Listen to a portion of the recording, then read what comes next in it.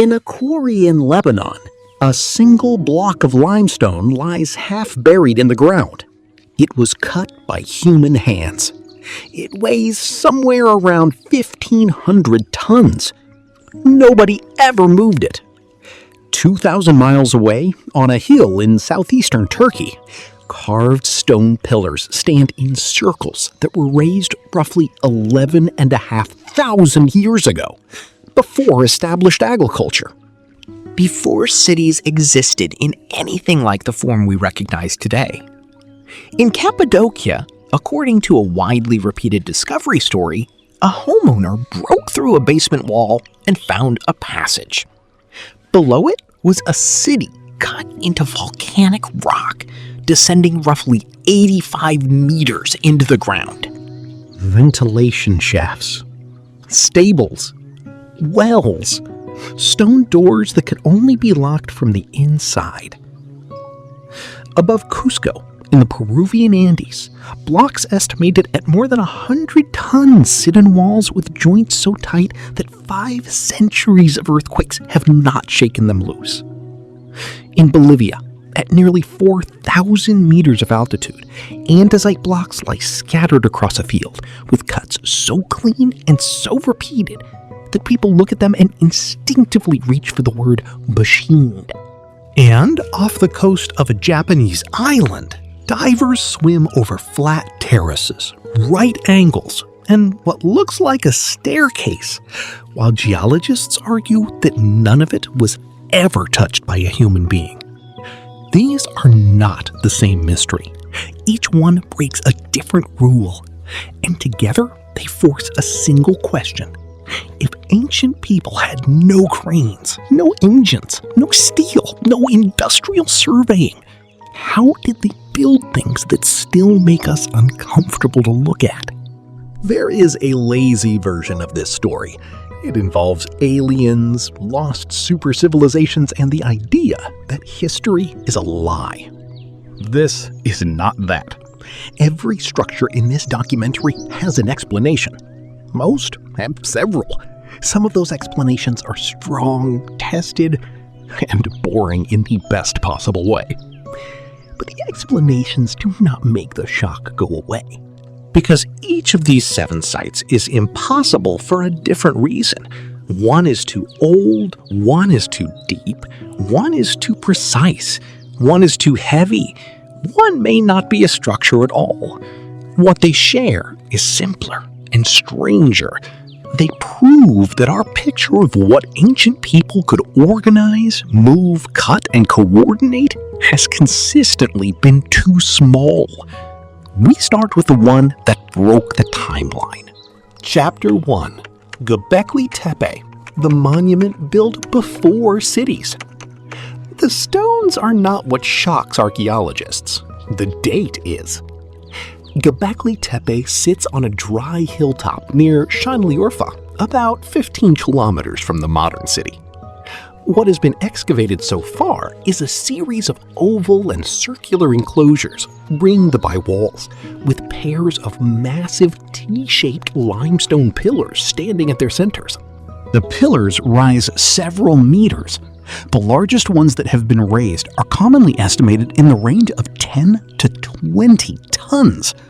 An unfinished pillar still lying in the nearby bedrock quarry is roughly 7 meters long, with weight estimates that run considerably higher. Radiocarbon dates place the main construction phases between roughly 9,600 and 8,200 BCE. Say that number slowly. That is around 11,500 years ago. 7,000 years before the Great Pyramid, 6,000 years before Stonehenge. Now, the contradiction. At that date, in that region, there are no cities in any form we would recognize. No writing, no metal tools, no pottery in the usual sense, and no established agricultural society of the kind archaeologists long assumed was required before anyone could build something like this. That last point needs care, because the picture has changed.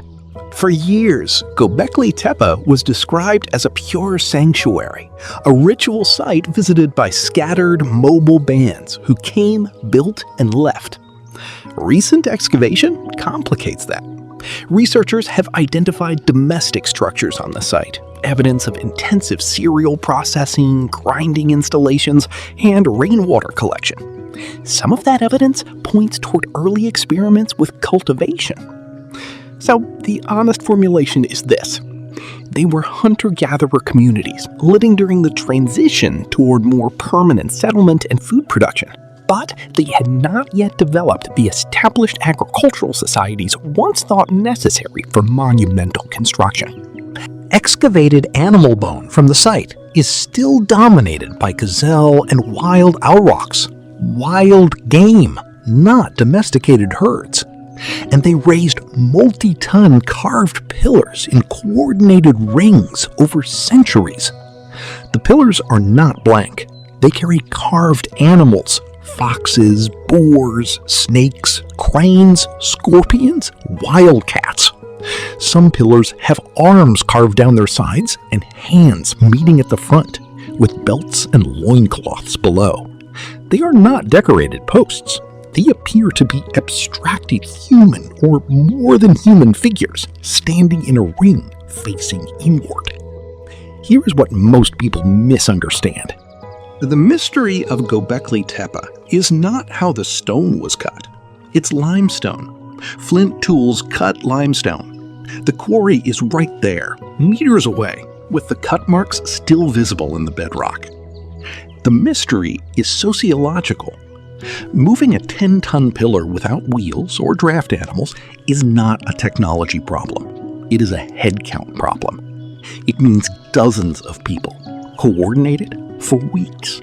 It means those people had to eat, which means someone had to organize food supply for a labor force that produced little or no food while it worked.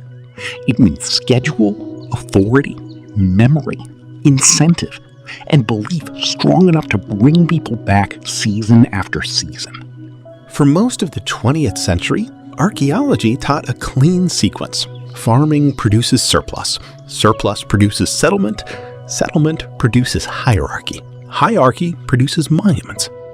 Göbekli Tepe bends that arrow and possibly reverses it. The monument arrives too early.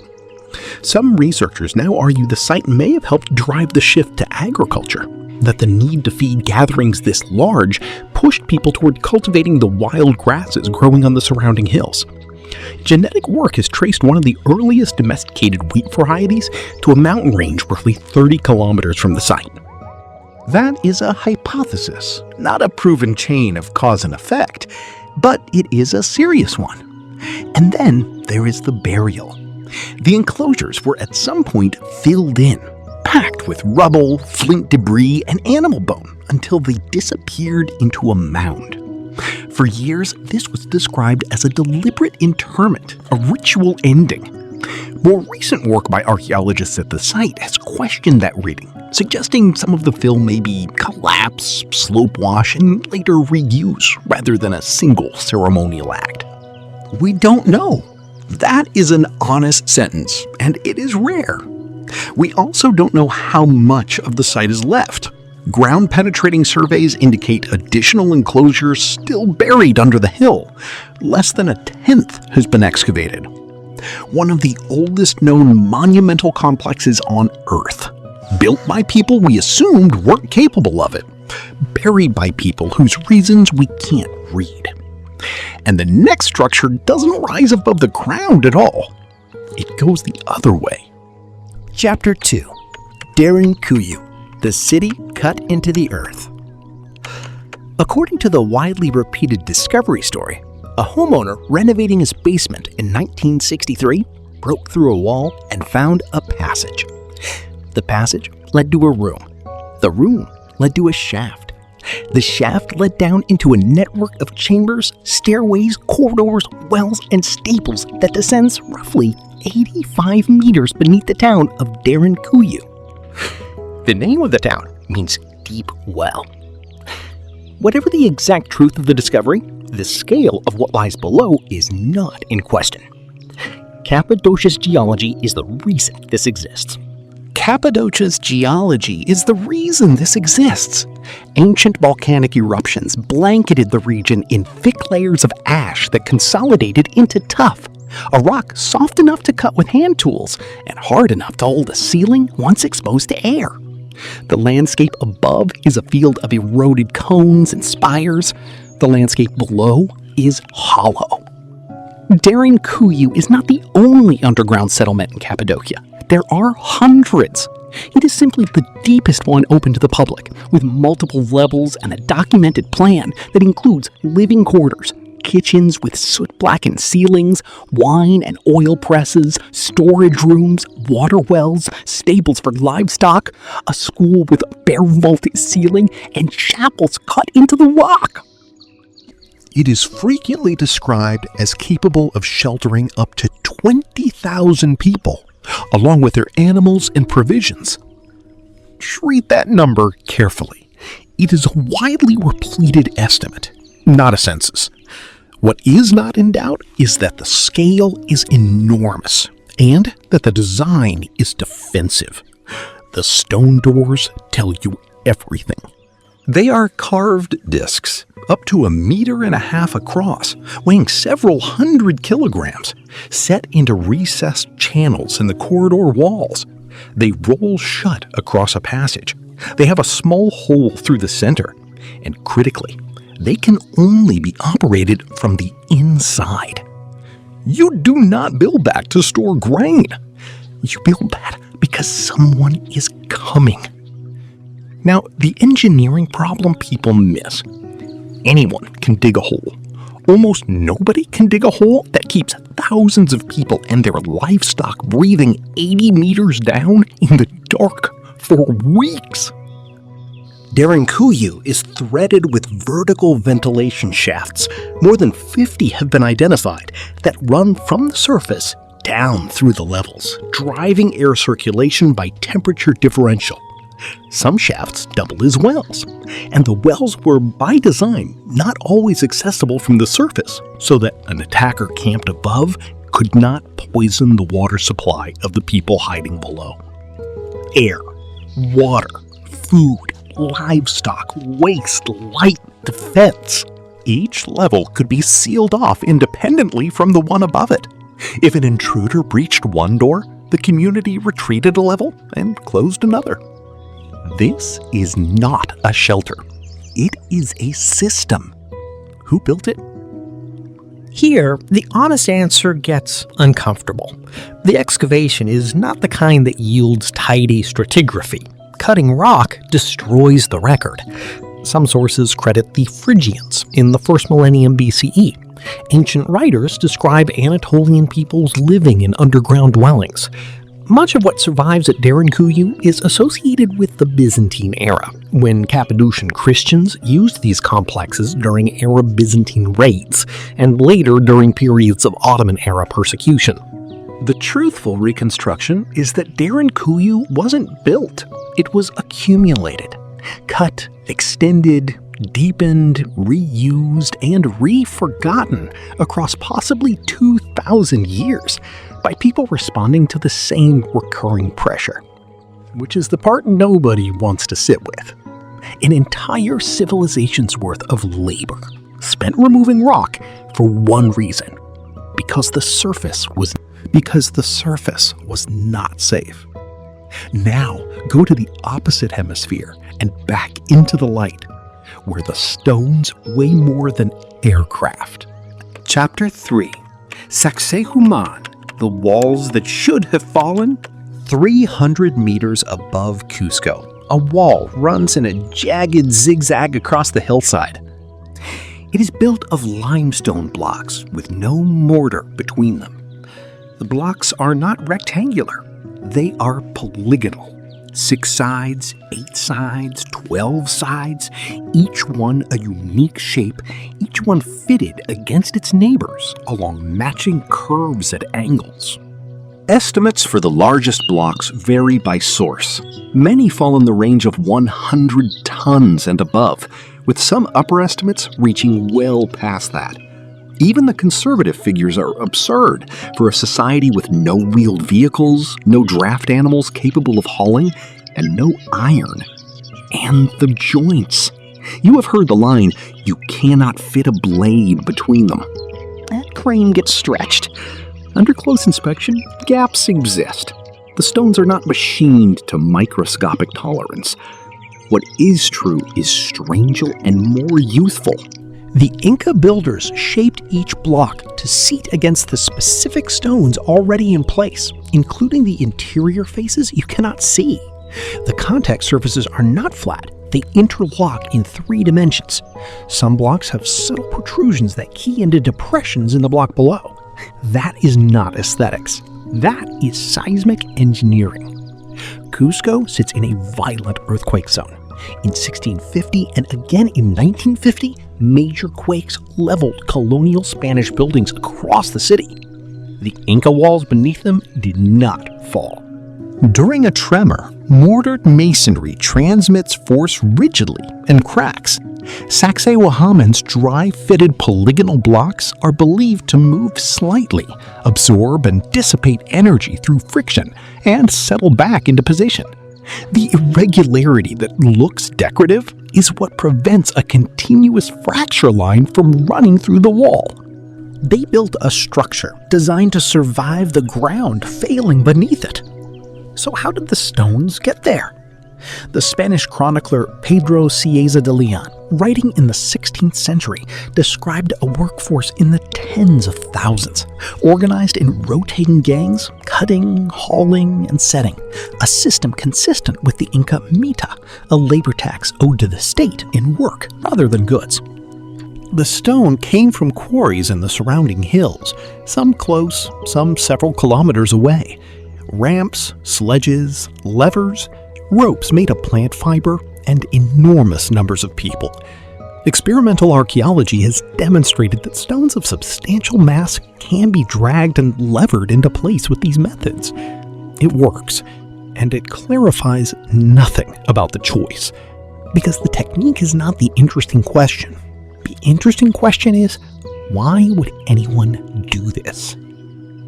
Why cut a 12-sided stone to fit one specific gap when a rectangle would have worked, when the empire could have built 10 walls with the same labor? Because the wall was never only a wall. It was a statement about what the Inca state could compel and coordinate, a display of surplus labor made permanent. And there is a coda you should know. Much of Sacsayhuamán is gone. After the conquest, the upper structures were dismantled and carted down the hill to build churches and colonial houses in Cusco. What survives is the foundation cores, the stones nobody could move. The next site is stranger, because we are not certain anyone built it at all. Chapter 4: Yonaguni, the monument that may not be man-made. In 1986, a diving instructor named Kihachiro Aratake was searching for hammerhead sharks off the coast of Yonaguni, Japan's westernmost island. He surfaced, having found something else. Roughly 25 meters down, a mass of rock rises from the seafloor. It has flat terraces, straight edges, sharp corners approaching 90 degrees, a broad set of what look like steps, vertical walls, channels that resemble roads. Divers call it the monument. Its overall dimensions are often given as around 100 meters long and dozens of meters wide, rising something like 25 meters from base to top. To a human eye, it reads instantly as architecture. And that reaction is exactly the problem. The case for human involvement was argued most prominently by Masaaki Kimura, a marine geologist at the University of the Ryukyus, who dived the site repeatedly across decades.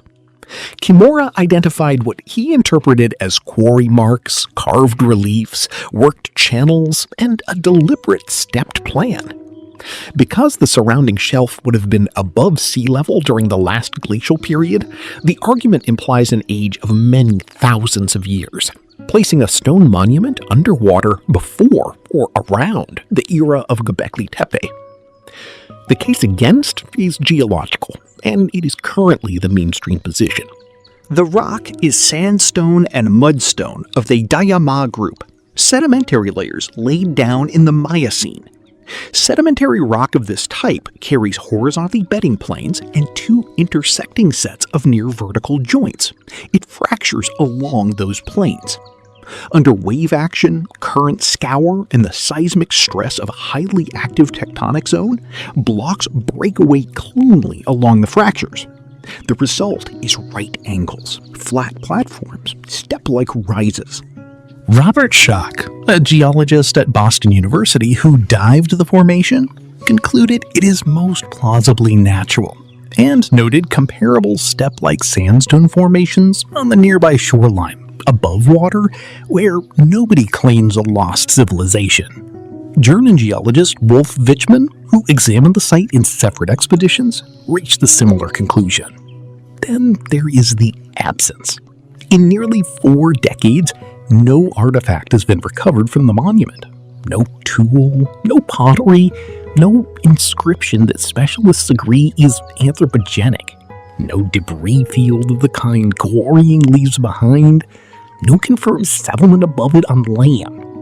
Absence of evidence is not proof of absence, but at this scale, it is not nothing either. A monumental construction site leaves waste. Yonaguni has not produced it. Here is the honest resolution, and it is unsatisfying on purpose.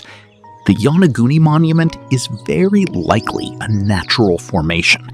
It is possible that humans at some point modified a natural formation, a distinction that is extremely difficult to test underwater, and it is not currently supported as a lost city. Why include it at all? Because Yonaguni is the control experiment for this entire documentary. It shows you what your own brain does. It shows you how fast pattern recognition converts geometry into intention. Every other site on this list is unambiguously human. Yonaguni teaches you why we need the ambiguity to be resolved by evidence, rather than by how a photograph makes us feel. Hold that thought, because the next structure is not ambiguous at all. It is measured, and the measurements are the problem. Chapter 5. The Great Pyramid. The precision that still feels unreasonable. Forget the size for a moment. Look at the alignment. The Great Pyramid of Khufu is oriented to the cardinal directions with an error on its sides of a small fraction of a single degree. Modern surveys of the base find the 4 side lengths differ from one another by only a few centimeters across more than 230 meters. The base is close to level across an area of roughly 5 hectares.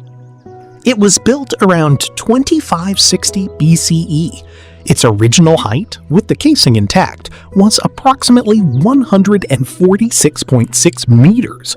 It remained the tallest structure built by humans for something like 3,800 years. The core is commonly estimated at around 2.3 million blocks. Do the arithmetic and it becomes a scheduling nightmare. If the pyramid was completed in roughly 20 years, the span usually assigned to Khufu's reign, the builders were placing an average of several hundred blocks per day, sustained across 2 decades. That is not a mystery of technology. That is a mystery of management. Now, the part that changed the conversation. In 2013, at Wadi al-Jarf on the Red Sea coast, archaeologists recovered the oldest inscribed papyri ever found in Egypt.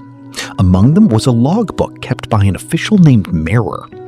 It records his crew's work, ferrying limestone from the quarries at Tura across the river to the pyramid site the Egyptians called Akhet Khufu. It names their supervisor. It records their rations. It is a shipping manifest, 4,500 years old, and it is a shipping manifest. It does not tell us how the pyramid was raised. It tells us how one part of the supply chain ran, in one season, under one official, and that alone is extraordinary. That document, together with the excavated workers' town south of the plateau, with its bakeries, its breweries, its cattle bone, its medical evidence of healed fractures, reshapes the old fantasy of a slave army driven by whips. The evidence does not support the old image of a vast chattel slave army. It points instead to skilled permanent crews, supported by a larger labor force, much of it likely mobilized through state-organized corvée, then housed, provisioned, and administered. They left their names on the stones, work gangs with graffiti still legible inside the structure. But an explanation that resolves the labor does not resolve the precision. And then there is the granite. The king's chamber is roofed with granite beams. Estimates place several of them somewhere in the range of 50 to 80 tons apiece. Granite does not exist at Giza. It comes from Aswan, roughly 800 kilometers up the Nile. They quarried it, they floated it, they lifted it to a height of dozens of meters inside a structure that was still being built around it. Could modern engineering do this? Yes. With diesel, hydraulics, and steel? Absolutely. That is the wrong comparison. The right one is this. They did it first, and they did it with copper tools, sand abrasive, rope, wood, water, and an administrative state precise enough to keep a large, rotating labor force supplied, housed, and working on schedule across decades. The pyramid is not evidence of lost technology. It is evidence of a bureaucracy operating at a level we did not expect from the Bronze Age. But if Egypt shows you what a state can organize, the next site shows you a stone that even a state could not move. Chapter 6. Baalbek, the stones too big to ignore. There is a wall in Lebanon that should not be structurally reasonable. In the Bekaa Valley, at the site the Romans called Heliopolis, the podium of the Temple of Jupiter contains 3 limestone blocks laid side by side, several meters above ground level. They are known collectively as the Trilithon. Each is roughly 19 meters long, over 4 meters high, and more than 3 meters thick.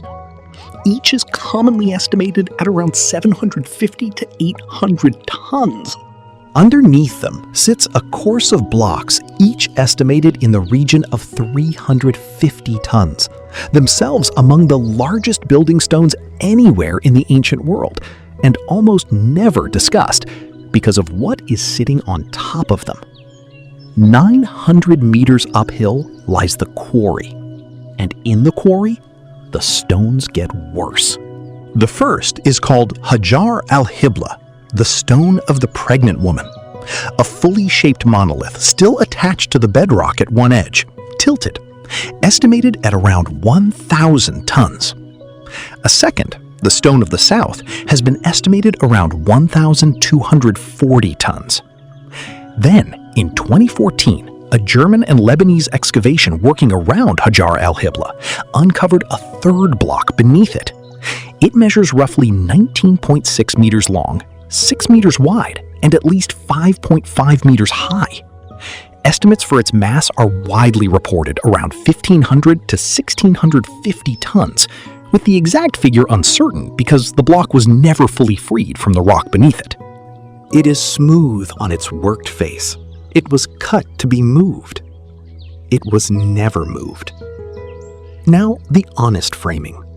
You will hear that the Trilithon predates the Romans, that some earlier, unknown civilization laid the platform, and the Romans merely built on top of it. That claim circulates constantly. It is not supported by the excavation evidence.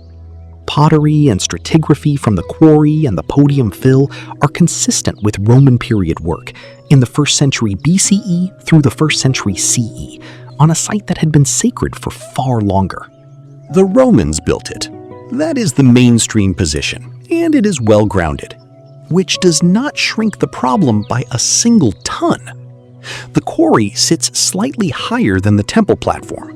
That is not a coincidence. It is site selection. It means the megaliths did not have to be lifted onto the podium so much as guided down a controlled slope and slid into position. Reconstructions propose earthen banks, timber rollers or sledges, and capstans, hand-driven winches multiplied by the hundreds, with crews numbering in the many hundreds of men. Roman engineering could do it. Roman engineering did do it. But look at what the excavation revealed about Hajar al-Hibla. Analysis of the stone indicated a flaw along an edge, poor quality rock prone to cracking under transport stress. So they abandoned it.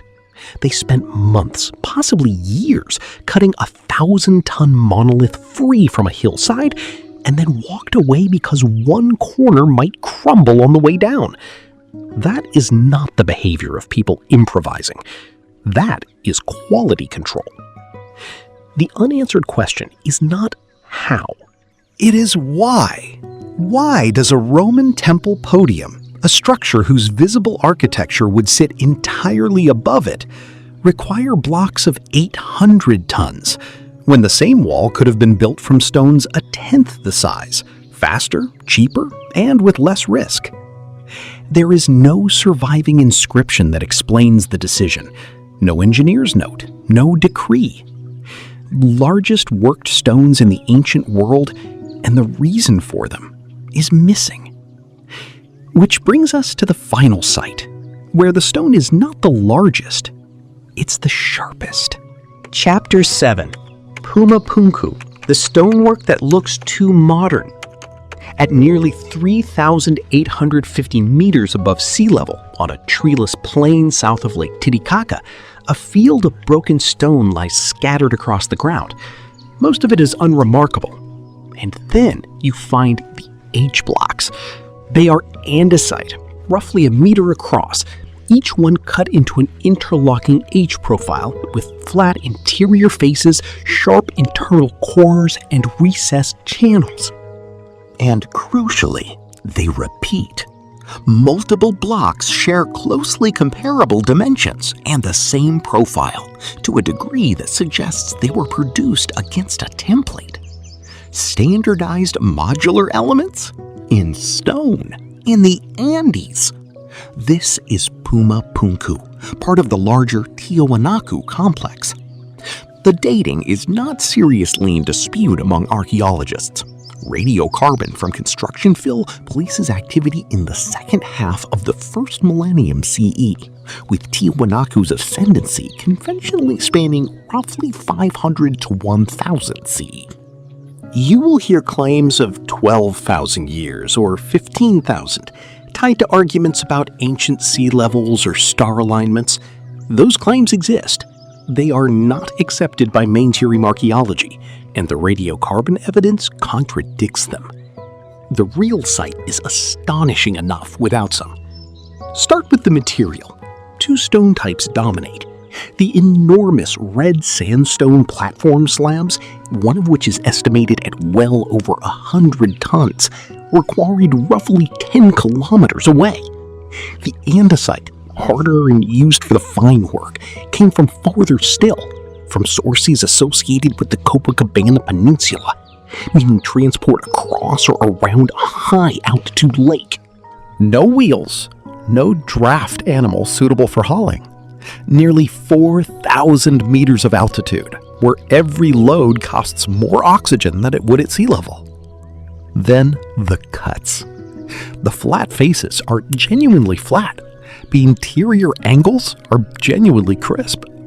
Under measurement, they are not perfect. There's variance, there are tool traces, there are unfinished blocks that show the work in progress. But the consistency across blocks is the part that unsettles people. No wheels, no draft animals suitable for hauling. Nearly 4,000 meters of altitude, where every load costs more oxygen than it would at sea level. Then the cuts. The flat faces are genuinely flat. The interior angles are genuinely crisp. Under measurement, they're not perfect. There is variance, there are tool traces, there are unfinished blocks that show the work in progress.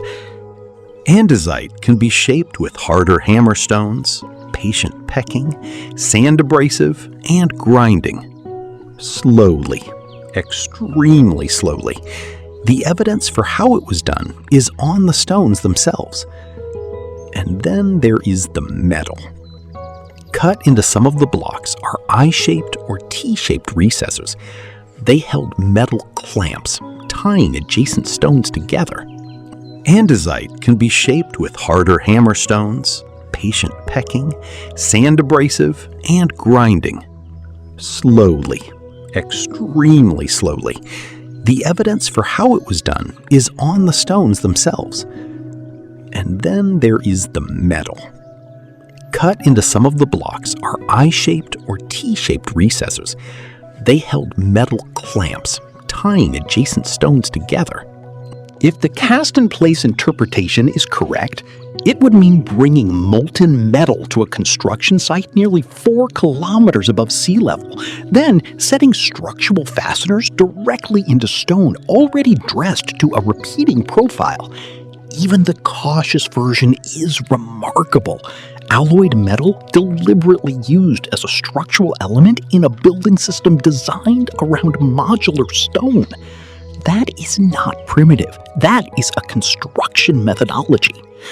So why does Puma Punku feel wrong? Because it violates a bias we don't know we carry. We associate standardization, modularity, and prefabrication with industry. We assume ancient building means unique stones, fitted one at a time by feel. Puma Punku is the opposite. It is designed for assembly. Blocks made to a spec, meant to slot together, locked with metal. The Tiwanaku left no writing. There is no text explaining the plan, the workforce, the schedule, or the purpose of the complex. Before Tiwanaku's political order fragmented around the 11th century, with environmental stress among several factors researchers have proposed. We have the components. We do not have the manual. 7 structures, 7 different impossibilities. Göbekli Tepe is too early. Derinkuyu is too deep. Sacsayhuamán is too heavy and too well fitted. Yonaguni may not be a structure at all. The Great Pyramid is too precise, too fast, and too vast. Baalbek is too large to justify. Puma Punku is too systematic. Not one of them requires aliens. Not one of them requires a vanished super civilization. Every single one of them requires something that is, if you think about it, harder to believe. Thousands of ordinary people agreeing to do something enormous and staying organized long enough to finish it. Coordination is the technology. Everything else is rope, stone, water, and time. The uncomfortable truth is not that history is fake. The uncomfortable truth is that the story we were taught, hunter-gatherers as scattered and simple, ancient laborers as enslaved and desperate, pre-modern builders as clever but limited, was a story about our own assumptions, and the stones keep refusing to confirm it. Less than 1/10 of Göbekli Tepe has been excavated. Hundreds of Cappadocian underground complexes have never been fully mapped. Parts of the Baalbek quarry remain incompletely excavated, and its largest monoliths were never moved. The record is not closed. It is barely open. These sites do not prove that ancient people were magical. They prove something more disturbing. They prove that we have been consistently, systematically, and embarrassingly wrong about how much human beings can do, and how long ago they started doing it.